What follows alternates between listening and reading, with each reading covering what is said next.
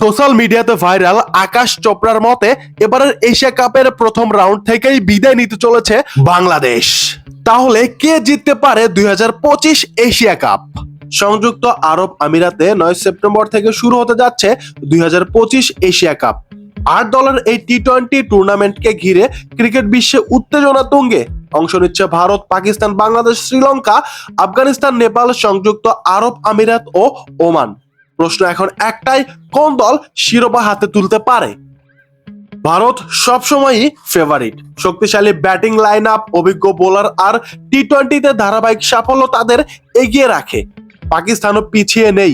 Bowling, আক্রমণ এবং বিস্ফোরক ব্যাটসম্যানদের কারণে তারা সবসময় টুর্নামেন্টের ডার্ক হর্স। অন্যদিকে বর্তমান ফরম্যাটে শ্রীলঙ্কাকে অবহেলা করার সুযোগ নেই। যুবাদের উপর ভরসা করলেও তারা ইতিমধ্যে প্রমাণ করেছে বড় মঞ্চে লড়াই করার মানসিকতা রয়েছে। বাংলাদেশের শক্তি তাদের অভিজ্ঞ অলরাউন্ডার ও স্পিন আক্রমণ। যদি শুরুর ম্যাচগুলোতে ভালো শুরু করতে পারে তবে সেমিফাইনাল এমনকি ফাইনালেও পৌঁছানোর সম্ভাবনাও উড়িয়ে দেওয়া যায় না। বলে রাখা ভালো, এই মুহূর্তে বাংলাদেশ কিন্তু টানা 3টি সিরিজ জয় করে হ্যাট্রিক করেছে। প্রথমটা শ্রীলঙ্কা, তারপর পাকিস্তান, তারপর নেদারল্যান্ডস। এই টানা 3টি টি-20 সিরিজ জিতে বাংলাদেশ টাইগাররা কিন্তু এখন দারুণ ফর্মে রয়েছে। তাদের এই অভিজ্ঞতা এবং জেতার আকাঙ্ক্ষা কিন্তু এশিয়া কাপে আরো বাড়িয়ে দেবে। অন্যদিকে রয়েছে আফগানিস্তান। আফগানিস্তান টি-20-র জন্য দারুণ প্রস্তুত একটি দল। তাদের স্পিনাররা আমিরাতের উইকেটে ভয়ঙ্কর হয়ে উঠতে পারে।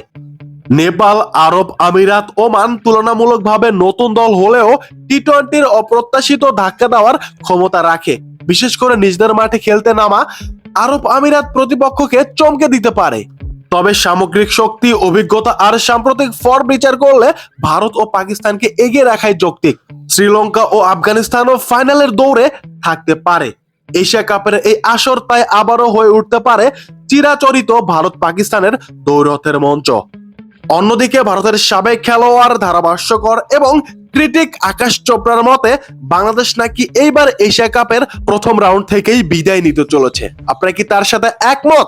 যেখানে বাংলাদেশের কোটি মানুষ আশা করছে এবার বাংলাদেশ এশিয়া কাপ জিতবে, সেখানে আকাশ চোপড়ার এরকম বক্তব্যের সাথে আপনি কতটা একমত প্রকাশ করছেন কমেন্টে জানিয়ে দিতে পারেন। আর ভিডিও ভালো লাগলে প্লিজ সাবস্ক্রাইব করবেন।